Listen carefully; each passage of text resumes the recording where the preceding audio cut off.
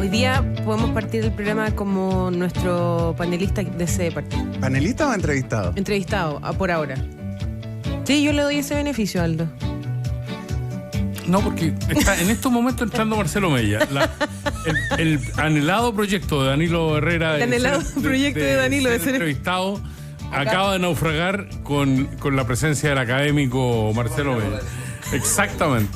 Solo vino a jugar en la fiesta Danilo Herrera.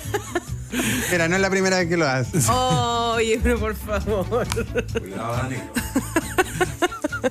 Danilo, partamos por establecer algunas cosas que son importantes tú desde tu perspectiva de analista político. ¿Efectivamente Rementería el senador más joven? Es el senador más joven, en ejercicio. En ejercicio. Sí, pero yo creo que también electo, o sea, no electo, pero digamos, creo que sí, debería ser el senador más joven desde el retorno a la democracia. Porque hasta hace poco, no sé, 10 años, el límite era 40 años. 40 y ahora es 35. Sí. Entonces, sí, debería ser el más joven. Pero designado, digamos, no electo. Y 2 lo reemplaza Barrios en la Cámara de Diputados, ¿no? Arturo Barrios, ¿Ya? histórico militante del Partido Socialista, líder de la facción, lote, tendencia, Piño, Grande de Alameda, del que también es miembro Isabel Allende. Que no es tan joven, ¿no? No es tan joven. Él fue ex subsecretario de Cultura.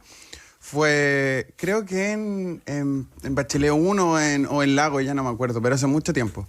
Está en política desde siempre, digamos. Sí, porque de la dirigencia estudiantil. De la dirigencia estudiantil. Sí. Establezcamos una salvedad a Marcelo. De la antigua dirigencia estudiantil. Claro. Porque la nueva generación de dirigencia estudiantil llegó por otros senderos y otros caminos.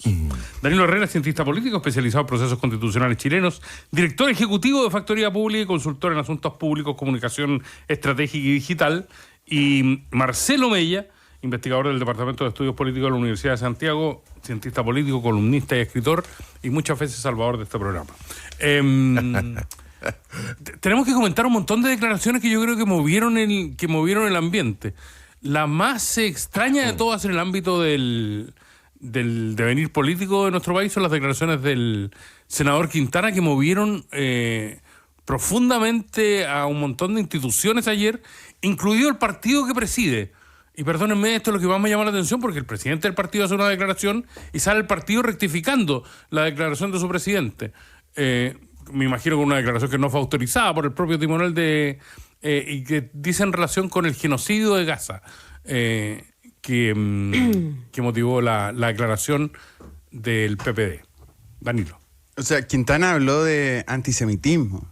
Sí, claro. Y yo creo que el senador confunde antisemitismo con la condena al genocidio en Gaza por parte del Estado de Israel. Condenar un Estado no es condenar a una comunidad ni a una religión. Y ahí creo que el mayor problema del senador Quintana, el PPD hizo la declaración, como tú decías, Aldo, y respaldó la política internacional de esta administración, de la administración Boric, que el problema, creo yo, que el presidente de partido, independiente del partido, no tiene espacio para opiniones personales. No, creo yo que los presidentes de partido representan algo mucho más grande que ellos, mucho más grande que los militantes, representan un espíritu o un ethos sobre el PPD, ya que se está hablando en esta época de que el PPD debería desaparecer, qué sé yo.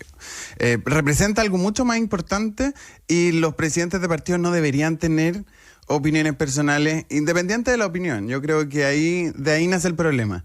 Pero también lo de acusar antisemitismo al Estado de Chile, al gobierno del presidente Boric, a la política internacional del presidente Boric, creo que se pasó varios pueblos. Marcelo, Sí, yo estoy de acuerdo con lo que dice Danilo en relación a la restricción de los presidentes para emitir opiniones personales. Eso es evidente que enreda la discusión estas expresiones personales que cada vez son más frecuentes en nuestra política, lamentablemente. Pero además yo creo que en una perspectiva más general, creo que es un muy mal negocio que la política chilena de cara a las próximas presidenciales y parlamentarias se dedique a tomar posiciones sobre un escenario internacional que está difícil de leer, que está cambiando todos los días, que está lleno de incertidumbre y que, por supuesto, desde el punto de vista de la política interna, nosotros partimos con una situación de fragmentación altísima y esto contribuye a dividir más la discusión. Por lo tanto, a mí me parece que los beneficios, me parece que es irracional convertir temas de política internacional en temas de campaña, ¿no? Porque es evidente que hay un nivel de doble discurso e hipocresía, por ejemplo, respecto a los autoritarismos, ¿no? Bueno, ¿cuál es el estándar entonces para tener relaciones con un gobierno autoritario? Que te compre guindas, que te compre berries, ¿ese es el estándar? Porque si ese es el estándar, entonces, en definitiva, no hay ninguna defensa de principios aquí en juego, ¿ok? No hay que ser más papistas que el Papa. O sea, si algún estado un estado del mundo quiere terminar las relaciones económicas con China, que era lo que el profesor Mella estaba diciendo entre líneas. Fuera de realidad eso. No se puede nomás. No se puede, claro. De hecho, fue muy buena la declaración de Carolina Toá el lunes en Tolerancia Cero, donde dijo... Le preguntaban por China y ella decía, yo no voy a dar ninguna declaración que sea perjudicial para la política internacional del Estado de Chile. Pero por sobre todas las y cosas, económica. Es hipocresía, porque sabemos que nosotros tenemos una línea roja, y la línea roja es que si nos dedicamos a defender principios en política internacional, vamos a dañar la economía. Claro. Y va a tener impacto en el PIB. Si realmente las declaraciones son en serio, un gobierno que construye relaciones internacionales por razones morales, lo lamento. No hay de eso. No hay cabida en la política exterior chilena, que es un país altamente dependiente, ni siquiera Estados Unidos, para tener razones morales o razones de tipo ético para construir política exterior. Entonces me parece que es hipócrita y que insulta la inteligencia de los chilenos y chilenas. Es que la plata no tiene moral. Nosotros seguimos teniendo relaciones con Israel, económicas. Así es. Y les decimos que están cometiendo un genocidio y aún así tenemos... Por eso relaciones. digo que insulta la inteligencia de la gente, porque la realidad, leyendo un poquito, no se da cuenta. No, pero es que no. Condenar un genocidio, independiente del gobierno que sea, independiente del Estado al que estás condenando, no implica necesariamente romper todo tipo de relaciones con la dictadura, por ejemplo, en Venezuela. O sea, la política de Chile, antes que Venezuela rompiera relaciones con Chile, era de seguir condenar fuertemente, gracias a las declaraciones del jefe de Estado, y aún así mantener relaciones diplomáticas, claro, porque era la mejor forma de solucionarlo. Uh-huh. Ahora, Maduro mandó a nuestros diplomáticos de vuelta a Santiago, pero no hay incompatibilidad en condenar y en mantener relaciones, ya sean diplomáticas o económicas. No, yo estoy de acuerdo. Creo que los costos, por ejemplo, del cierre del consulado de Venezuela en Chile son altos costos, digamos, para las personas que son personas dignas, que viven en este país, que son venezolanos y venezolanas, y que tienen un costo y un daño terrible por esta situación. Por eso hablemos, vamos a seguir hablando de declaraciones que han provocado oleaje en las últimas horas. En Suela Radio le preguntaron de manera muy fina a Carolina Toá sobre la inexpertise del gobierno de Gabriel Boric. Me llamó la atención el término, y dijo, esa no es una acusación, eso es un hecho, levantando una fuerte polémica con el Frente Amplio. Te lo quiero preguntar en el marco de las primarias, de una primaria que está sumamente entretenida, como es la primaria oficialista, que quien llegó al gobierno de alguna manera para salvar la inexpertise que existía en el Ministerio del Interior, se puede dar el lujo de decirlo en campaña, ¿no? ¿Se aleja del gobierno? Bueno, hay una serie de reflexiones estratégicas que uno podría hacer, comunicacionales, y manera de decir las cosas, y obviamente también se le va a buscar con microscopio a Carolina Toá aquellas frases que permitan tensionar la relación con el gobierno y con el oficialismo. Pero yo creo que efectivamente el rango de enojo tiene que estar limitado por ciertas condiciones de realidad. Efectivamente había inexperiencia. Eso es, además de ser un adjetivo, es un hecho de la causa, digamos. Si tú miras generacionalmente la composición de los gabinetes, del primer gabinete, te das cuenta que hay un alto número de ministros y ministras que no tenían experiencia anterior en funciones de gobierno central. Entonces, está bien, puede ser incómodo, y la candidata Toá podrá escoger la mejor forma de decirlo. Por concepto. Igualmente, los medios, los periodistas, los políticos del otro lado, los equipos de los otros candidatos de la primaria oficialista van a buscarle con microscopio, y eso va a seguir siendo así. Pero yo creo que es un hecho de la causa que efectivamente una de las características de este gobierno es que un gobierno con poca experiencia. Ahora, el gobierno no llegó con un platillo volador, no llegó como una invasión alienígena a este país. Llegó porque el país votó por este gobierno y por esta renovación de la política que considerábamos antes del estallido como una situación súper necesaria para refrescar nuestra democracia. La clase no habíamos acuñado este concepto de la casta, pero estábamos hablando de eso, ¿no? Hablábamos del partido transversal, recuerdan ustedes, en la década del 2000, 2010, del inmovilismo en la clase política. Se han escrito tantos libros sobre el status quo de la democracia en Chile, la imposibilidad de hacer reforma, la necesidad de cambiar el sistema político. Bueno, la gente apostó a eso, votamos y le dimos la opción a estos nuevos partidos, a estos nuevos liderazgos de conducir el país, y las renovaciones de la élite tienen su costo. Ningún cambio en política es a costo cero. Entonces yo creo que hay un aprendizaje también, no solo para estos nuevos liderazgos que llegaron a la moneda, sino para el electorado chileno también, digamos. Todos los cambios tienen un trade-off. Un trade-off. Danilo. ¿Te gustó el concepto, no? Sí, por supuesto, pero ya se lo escuché hace 15 años cuando me hizo clase, profesor. Ah, pero bueno, es que... Hace 15 años no se hacía trade-off. No. Sí. Oye, Danilo quedó impresionado con una serie de conceptos. En cada panel que nos topamos me sacan la cara ahí Ya, hay errores o aciertos. ¿Te parecen adecuados los dichos en medio de la campaña de la inexpertise?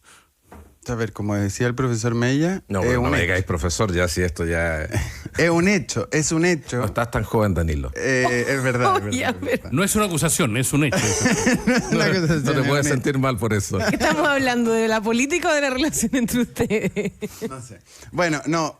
¿Ustedes se acuerdan cuando Giorgio Jackson habló de los anillos de poder? No me acuerdo cómo era la figura. Los círculos donde el Frente Amplio y el Partido Comunista, que en esa época se llamaban Apruebo Dignidad, yo supongo que en esta vuelta ojalá le cambien el nombre, porque ya no está picando demasiado ese nombre, que ellos iban a tener el poder y que iban a ser apoyados por un segundo anillo, que era el socialismo democrático. Y bueno, causó mucho problema esa declaración. Al final iban a entrar o no todos en igualdad de condiciones, los que habían apoyado en primera y los que habían apoyado en segunda vuelta. Pero terminamos con un Frente Amplio que por supuesto tenía menos experiencia. O sea, un dato, si son más chicos, o sea, todos son de mi generación, muy jóvenes. Le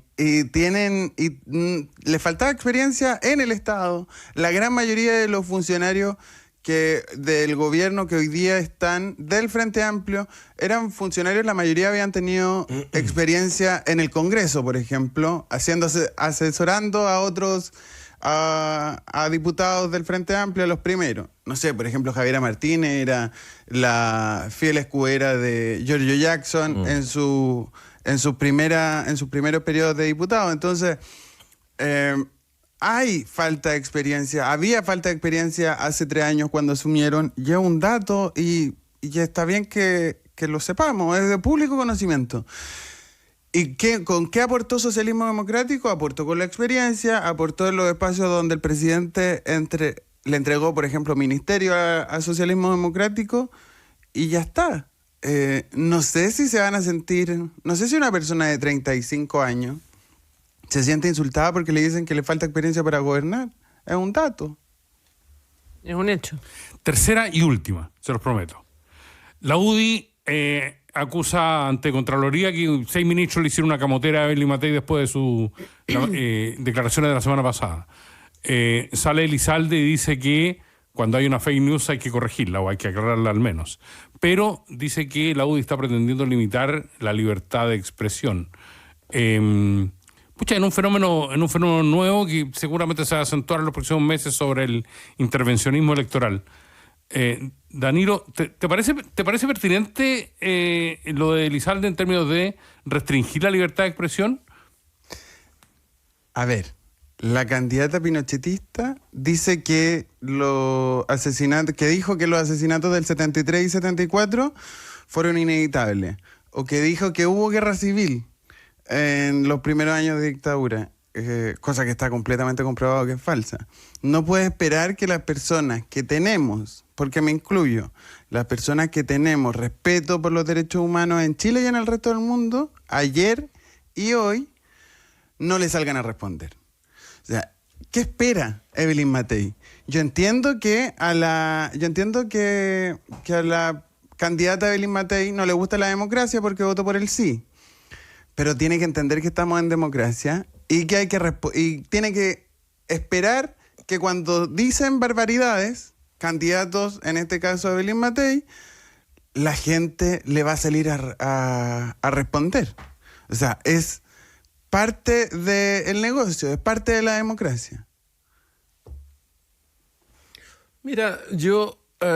Perdón por llevar el terreno a la chimuchina esta mañana, a ambos, digamos, con la generosidad que han tenido. Mira, yo sé que es el espacio que a ti más te gusta. Son declaraciones que están... Que veníamos cargados a la chimuchina. Oye, como día viernes. Como día viernes.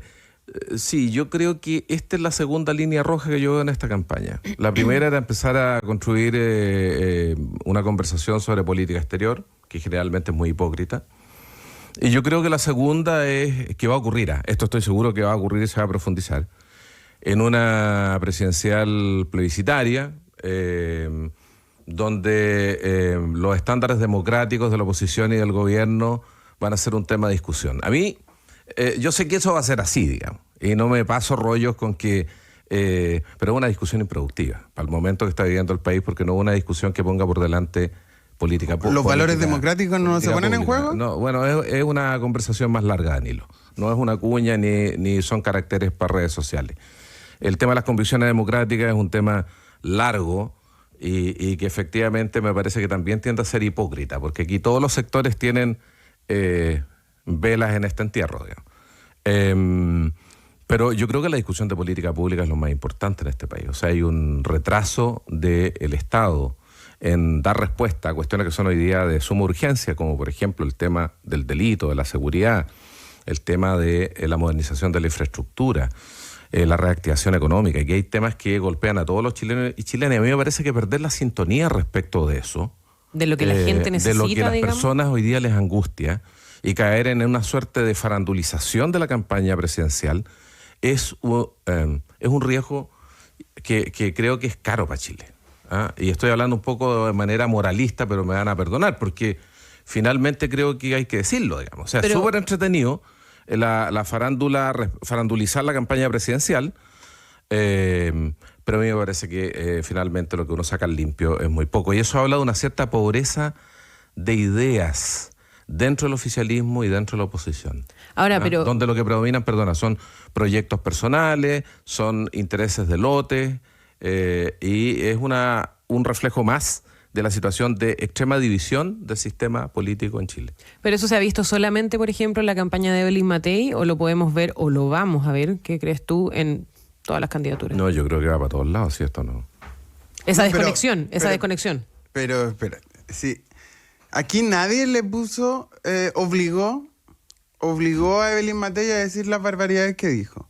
De hecho, fue su casi competidor en primaria, Checho Irane, quien le hizo la pregunta y ella salió a responder. Y fue un tremendo error y era autogol. Entonces, ¿qué esperas? Esa es mi pregunta. Como, si dice una barbaridad como la que dijo Evelyn Matei, ¿qué tiene que hacer el oficialismo o el progresismo, que ahora está en campaña de primaria? Que son cosas distintas.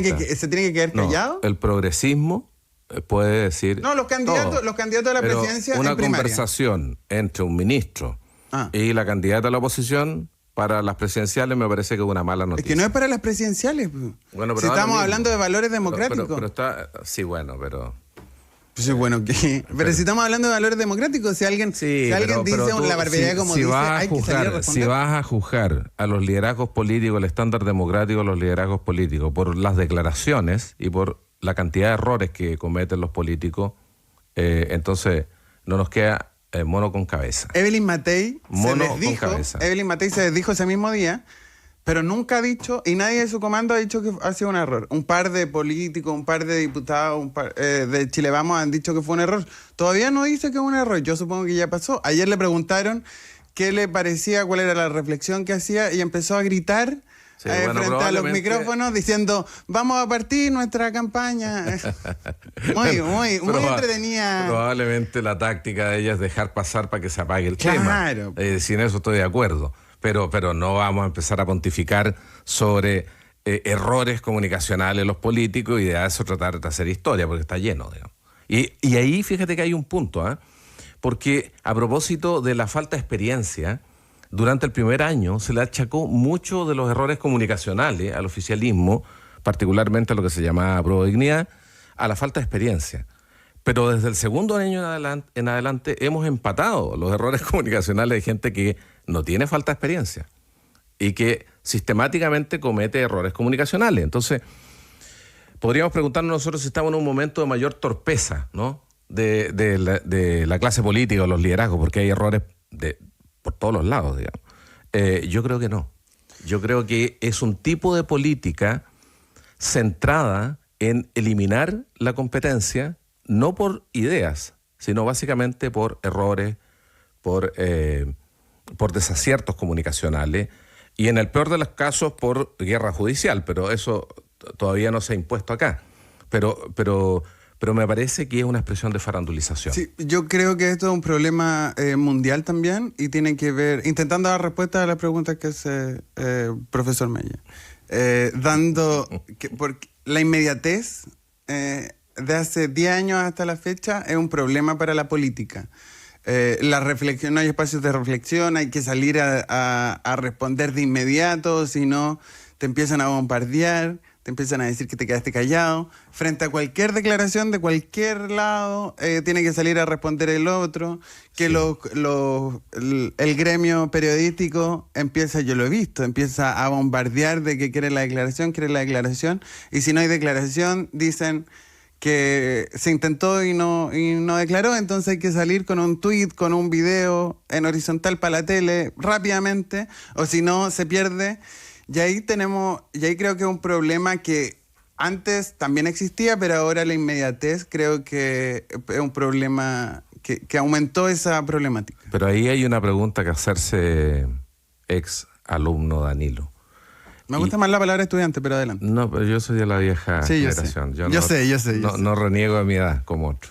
Entonces, la pregunta que hay que hacerse es ¿cuánto mueve la aguja esta discusión? Es una buena pregunta. En términos electorales, Danilo. Porque hay que salir a responder y hay que salir a pegar de vuelta.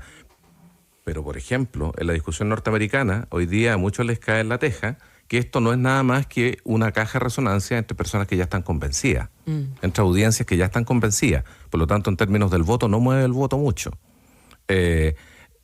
Lo pongo como tema, digamos, porque pudiera ser que expertos, interesados, personas que están habitualmente muy interesados en la política, los incumbentes están preocupados de responder rápido y de mantener un cierto tono de discusión que no toca o toca muy poco marginalmente al electorado común y corriente. Pero si estaba cuestionando hace 10 minutos la falta de valores en política.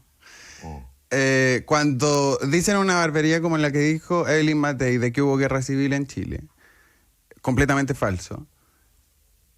Una falta de valores sería, bueno, hagamos otra cosa, movamos la agenda, vamos a como decía una clásica frase de Joaquín Lavín, que repetiste hoy día, vamos con los reales problemas de la gente. Hablemos de los reales problemas de la gente. Bueno, eso también es una falta de valores. El cosismo también es una falta de valores. No, yo no he hablado de cosismo. ¿Tú no estás de acuerdo en que hay una falta de discusión sobre temas de política pública en esta campaña? Por supuesto, y vamos a estar 2 meses. Entonces no caiga en esta cosa de decir, repetiste una frase de Lavín, porque es más que una frase de Lavín. Vamos a estar 2 meses hablando, vamos a estar 2 meses. La próxima semana se inscriben las primarias de progresistas. No sabemos si con 5 o con 4 candidatos, veremos. Yo creo que con 5. Vamos a ver ahí, yo supongo, la exposición, el lanzamiento de programas presidenciales. Van a haber 5 programas presidenciales, entre comillas, progresistas de izquierda y de centro izquierda.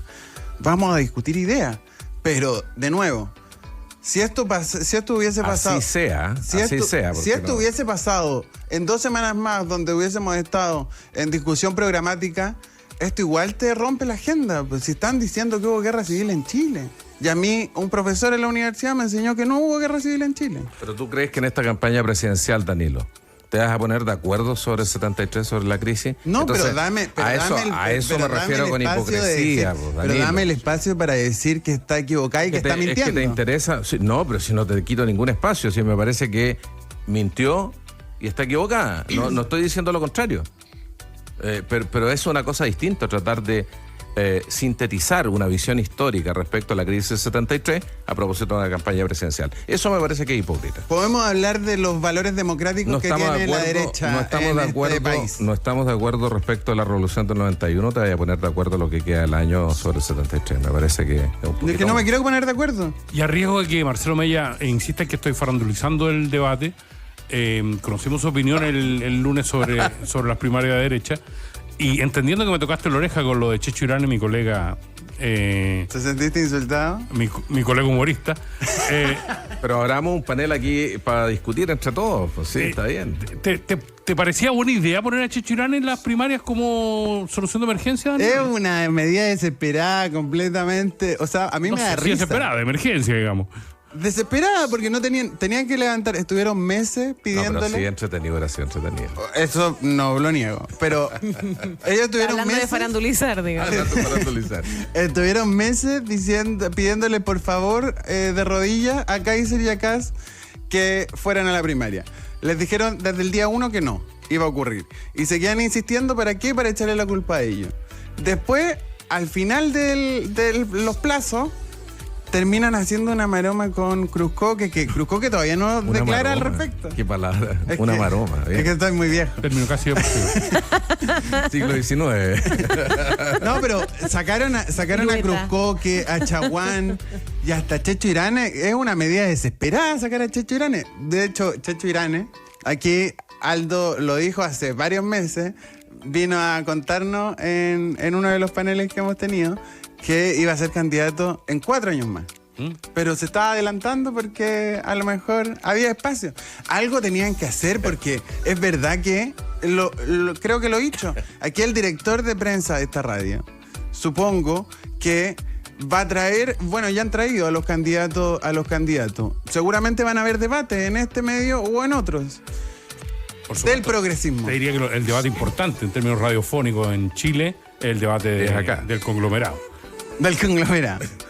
Bueno, pero van a haber discusiones y van a estar, y es verdad que Evelyn Matei, si ese era el temor, y lo dijimos muchas veces acá, el temor de Chile Vamos era desaparecer 2 meses.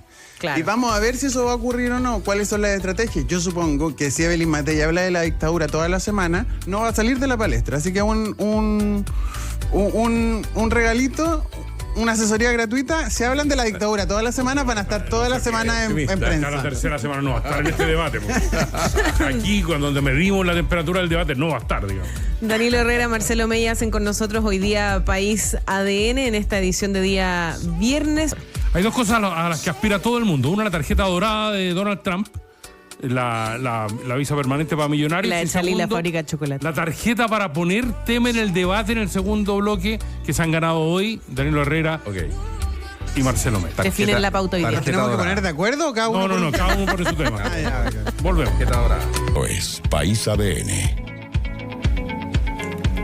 Uno de los temas que más me atraen por estos días, que no va a ser materia de debate, solo lo estoy enunciando para que no se asusten. Pero, Marcelo Mella, Danilo Herrera. ¿con qué fin? Es la crisis del huevo. Ah, sí. ¿Cacharon la crisis del huevo? No. Estados Unidos hay una crisis En Estados tremenda. Unidos se fue el precio de los huevos, pero a los cielos. ¿Sabí, Danilo Herrera, en cuántos? ¿Esto tiene que ver con los aranceles? No. No, esto tiene que La ver con producción interna. Con la producción interna y básicamente con las dificultades. ¿Sabes cuántos hogares en Estados Unidos tienen gallinas en el patio trasero? 11 millones. ¿Cuántos gallos tienen gallinas? Yo creo que diría 11 millones de hogares tienen gallinas en el sí. patio trasero. ¿Ya? ¿Cuántos gallos tienen gallinas? ¿Cuántas personas? El olor de Estados Unidos en este momento impresionante. No, lo más divertido son los paseo por titulares. los barrios. Lo más divertido son los titulares, como que esto ha generado una curiosa tendencia, criar gallinas. Eso es lo más divertido, los titulares, la curiosa ¿Qué tendencia ha de dicho criar el ministro gallinas. Valenzuela al respecto? Yo creo que estamos pendientes. Yo creo que de- todos deberíamos tener gallinas en nuestra casa, En, qué en los grandes maravilloso. temas del mundo está cuál es tu candidato para ser papa, si nos conviene más ser aliado estratégico de China o Estados Unidos, y tercero, si hay que criar gallinas en tu patio. Tercer dilema. Sí. Está bueno. Yo creo que si los huevos están caros, tenés que comer menos huevos. O sea, Sí, así funciona. Se reemplaza nomás. punto, ¿no? Pero qué tan difícil, o sea, no es tan difícil tener... ¿Gallina? Que tienes el olor, espacio. te encargo el olor. No, porque te tienes que encargo el olor. mantener limpio el lugar.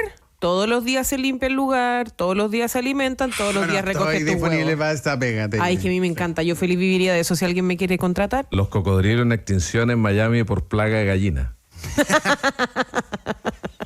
Ya, Pero listo. Herrera, tu tarjeta dorada. Hablemos de los candidatos presidenciales y quién se cae. En el lado del oficialismo, ayer estaba todo el mundo diciendo que Paulina Bodanovich podía caerse de la primaria y no llegar a inscribirse, por El ejemplo. martes, digamos. El Martes. miércoles, el 30, no sé qué día era el 30. Martes. El 30. Esa es la primera caída. Y lo otro que también está repitiendo el mundo hace mucho ¿Es tiempo. miércoles 30? Miércoles 30. Ah, cresta, sí. Y es Kaiser Kass. Si alguno de ellos. No, pero vamos por orden. Ah, ok. Paulino Bodanovich, Pero le llega la habías papeleta dado de una la... tarjeta dorada. Sí, pero está por ahí. Pero él pone el orden de la discusión. Desarrolla. Claro. ¿Llega o no llega en tu criterio Paulino Bodanovich a la papeleta? Yo creo que el Partido Socialista, el partido con más concejales del país, tiene una base electoral importante, quizás la más importante del progresismo después del Frente Amplio, del Partido Comunista, uno de los dos.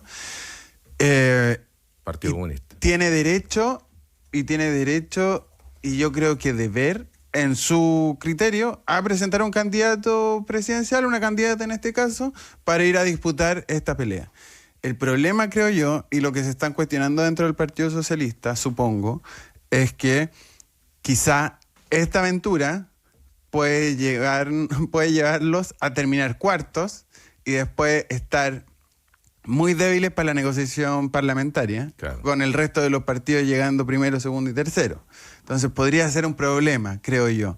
Pero creo que con los ánimos que he visto en el Partido Socialista y los ánimos, y sobre todo esto en el mundo o sea, con el caso de la casa de Isabel Allende, del presidente Allende, terminó todo dentro del PS como siendo muy eufórico, que había que ir a respetar las viejas tradiciones del partido, ir a competir, porque eso era lo que correspondía. Entonces, en ese ánimo que hay hoy día en la interna del Partido Socialista, yo veo muy difícil que se baje Paulina Bodanovich.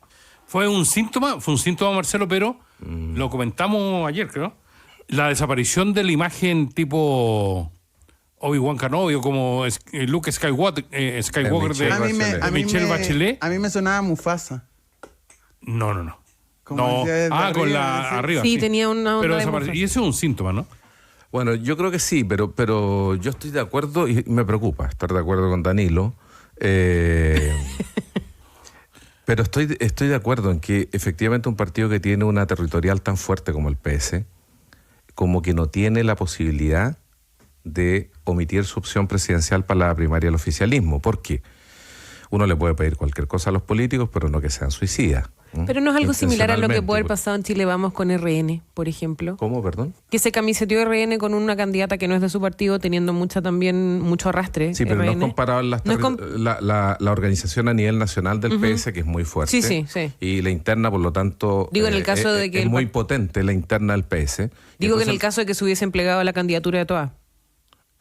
sí, pero de eso estamos hablando. O sea, yo creo que sería muy complicado para la mesa de Bodanovich y Escalona enfrentar, digamos, esta decisión de omitir su opción presidencial, precisamente por la potencia que tiene, la robustez que tiene la interna partidaria a nivel territorial, el número de concejales que decía Danilo, pero efectivamente el Partido Socialista es uno de los pocos partidos que en Chile existe en todo el país, y por lo tanto lo que le estarías pidiendo ahí a una mesa es que subiera los costos de omitir una opción presidencial. Yo lo veo muy difícil.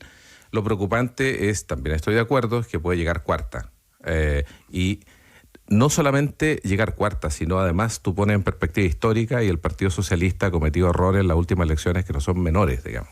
Socialismo Democrático en conjunto ha cometido este mismo error en las últimas tres En las últimas elecciones. 3 elecciones. Entonces, y para no hablar de los nombres, digamos, porque son nombres de candidaturas que no prendieron y que finalmente también generaron costos para esa microcoalición que es socialismo democrático. Entonces, yo creo que estamos viviendo un momento especial, porque yo he escuchado que se habla del interés de hacer desaparecer al PPD, por ejemplo, pero yo creo que en esta vuelta el partido que está más estresado por la decisión de la primaria es el Partido Socialista, con un alto riesgo de que su candidatura no prenda.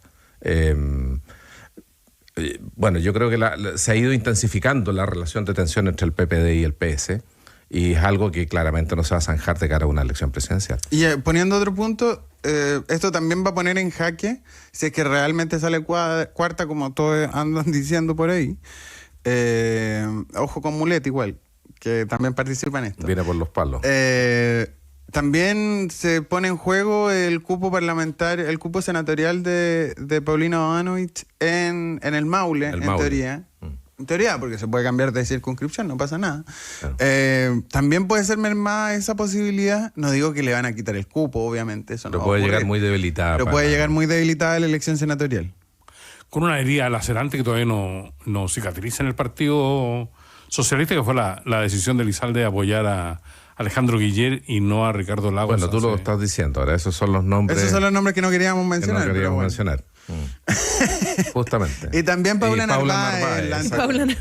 Estuve a punto de mencionarla yo. Paula Narváez fue también medio testimonial. Esa era una primaria de cartón que terminó haciendo la DC con el resto de la centroizquierda para llevar a Jasna Proboste. Yo hablaba con compañeros socialistas en esa época y no había ninguno que le tenía demasiada fe a la candidatura de Paula Narváez. Obviamente, Jasna Proboste y su... Pero llegó con el gentil patrocinio de Michelle Bachelet, que era una carta bien importante en aquel momento. Y parece que no alcanzó en ese momento. Quizás por eso la sacaron de la foto.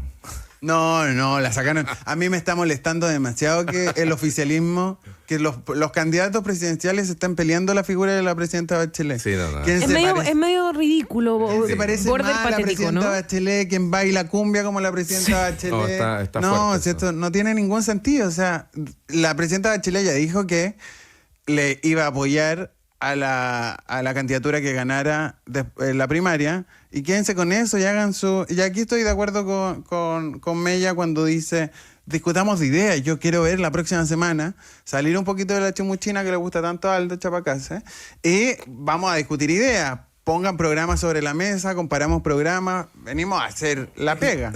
Si no ocurre no ocurre la discusión de ideas, yo creo que es muy difícil que las candidaturas independientes que hagan. Por eso a mí me parece que es un poquito exagerado este temor al tema de la primaria que hay en ciertos sectores de la derecha, de la oposición. ¿Temor a participar en una primaria o a no tener una primaria? No tener una primaria porque la verdad es que si no se discuten ideas, y no está fácil que se discute ideas, pero si no se discuten ideas, perfectamente el nivel de apoyo del presidente Boric puede ser el techo de la candidatura que salga. 25-30%. Entonces, no lograr convencer. Yo creo que aquí hay un gran desafío del oficialismo. Cómo superar el techo del presidente Boric en términos de adhesión. Porque imagínate, por ejemplo, que poco tiempo antes de la inscripción de candidatura se anuncie por parte de los dos KK de la extrema derecha, se anuncie que se baja uno. Entonces el corrimiento a la agenda va a ser inmediata ahí. Sí, pero eso es el reverso. Son meses igual. Es el reverso de la tarjeta dorada de Danilo. No, pero antes. Es el reverso, efectivamente. Sí. Yo quiero decir algo antes.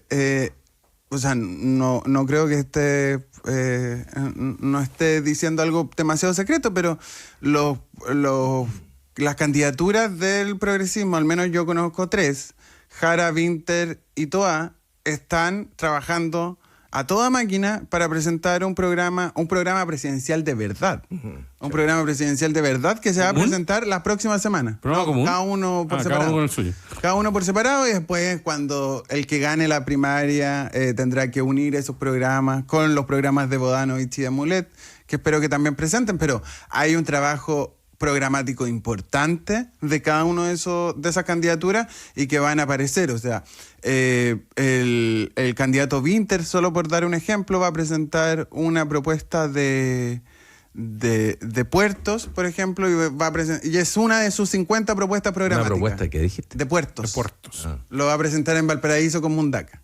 Marcelo, el reverso, esto se puede mirar desde el punto de vista pragmático, casi del visionario, pero ¿llegan los dos a la papeleta? ¿Llega uno solo? ¿Quién de los dos se baja? ¿Cómo es esa negociación? Está entretenido eso. La dupla Cacá. La dupla Cacá, yo creo que la negociación parlamentaria ahí está avanzada y yo creo que vamos a tener alguna novedad. El olfato me hace pensar de que Kaiser está en meseta, o sea, está estancado, y va a haber en la hora 1:10 va a haber una noticia de que declina en favor de Kast, que es el que está recuperando terreno.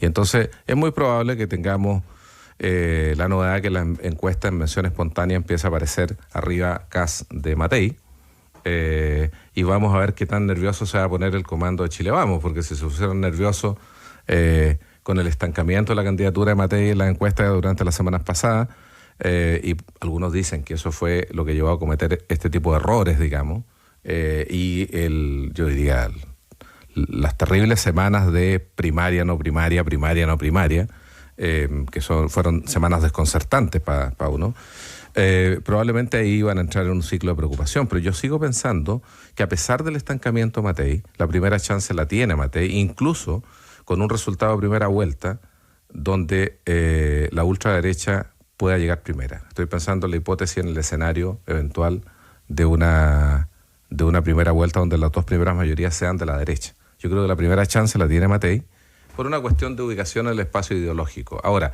el desafío para el oficialismo, para las primarias de oficialismo, es romper el techo del 25, 27, 30% del presidente Boric. Y eso lo vamos a ir viendo rápidamente en la encuesta. Igual con un 30% yo creo que se pasa a segunda vuelta. Sí, eso es lo que estoy diciendo. Si se pasa el techo del 30%, es muy probable que la candidatura oficialista pueda disputar el segundo lugar. Pero hay candidaturas independientes que podrían... Pero quiero tu opinión, Danilo, con respecto a lo que va a pasar con la nueva derecha. O sea, si se cae la candidatura de Kaiser, va a ser un nuevo fracaso para mi programa Fetiche de Política, sin filtros. Yo veo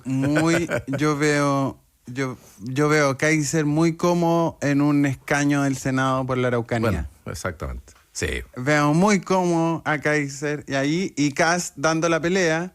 Una vez más. Y representando a la ultraderecha, que ya salió primera en la primera vuelta anterior. Exactamente. ¿Por qué no? Y ahí la pelea, y ahí realmente va a ser muy interesante, porque independiente del nombre que salga del progresismo, el progresismo y Matei se podrían pelear el segundo lugar. Kast salir primero de nuevo. Y el que llegue en segundo lugar podría tener la primera chance de tener la presidencia de la República. O sea, yo creo que que el progresismo le hace bien que la ultraderecha pase a segunda vuelta por lo que pasó en la anterior presidencial. Porque hay una movilización en contra de la ultraderecha en Chile. Aunque ahora tenemos voto obligatorio y no sabemos cómo se va a comportar eso. Dicho eso, Matei debe tener un terror en este momento de si se baja Kaiser o Kast, porque creo que Kast tiene mucha más experiencia para levantar esta ya es su tercera candidatura, entonces tiene mucha más experiencia para levantar una pelea así. Y vamos a ver, Chile Vamos debería tener un miedo tremendo si es que se baja uno, pasa Matei, por ende, al segundo lugar en la encuesta. Y con el progresismo, como ya dijimos, con 2 meses de amplia cobertura mediática, a pisarle los talones a Matei. Matei podría llegar en ese escenario, podría llegar tercera. Sería muy entretenido. Déjame decir una frase respecto a Janet Jara. Yo creo que si hablamos de techo, efectivamente el oficialismo tiene en la primaria ese desafío de superar el 30% del presidente Boric. Y Janet Jara, si llegara en la hipótesis de que llegara a llegar primera, que ganara la primaria oficialista, yo lo que creo que puede ocurrir es que el día siguiente de un eventual triunfo de Janet Jara, ella modifique su estatus dentro del Partido Comunista. No creo que suspenda la militancia. Creo que eso va a ocurrir, porque no veo políticamente otra posibilidad de que después de una primaria oficialista, en una hipótesis de triunfo de una candidata como Janet Jara del Partido Comunista pueda ser competitiva hacia afuera, sino es modificando esa relación, dando una señal. Yo creo que eso sí puede pasar. No sería el primer caso. Hay que recordar que el mismo Patricio Aylwin puso en suspenso su militancia de demócrata cristiano para asumir la jefatura de gobierno, entendiendo que era necesario con un gobierno de coalición tan amplio como el que existía en el presidente Piñera también renunció a RN. También, sí. Eso sería fácil, digamos, Janet Jara sería cosa de decir que finalmente se convenció que en Cuba es una dictadura. me obliga a alejarme del Claro, partido. lo único seguro que tiene Janet Jara son los 600.000 votos del PC, digamos. Estamos en la super hora, pero en la eventualidad de la competencia entre Kast y Matei, ¿quién flexibiliza la postura?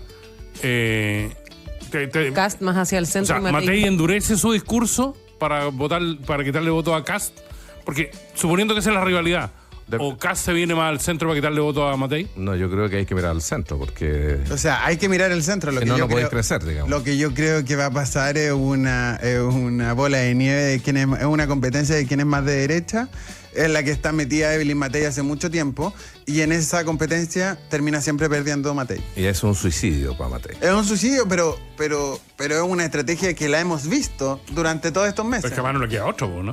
No creo, porque el crecimiento de Matei está hacia el centro, Igual si gana, por ejemplo, pero gana está Jara, escuchando a gente equivocada. pero si gana Jara, yo creo que es razonable entender que hay un espacio en el centro que Matei puede ir a conquistar, salvo que hayan otras opciones de centro, como un expresidente de la NFP, que podría ser una opción para primera vuelta. Oye, antes de terminar, un amigo Pablo está whatsappeando por interno intensamente, así que le mandamos un saludo. Le mandamos un saludo a Vamos Pablo. a decir de dónde es porque lo vamos a complicar.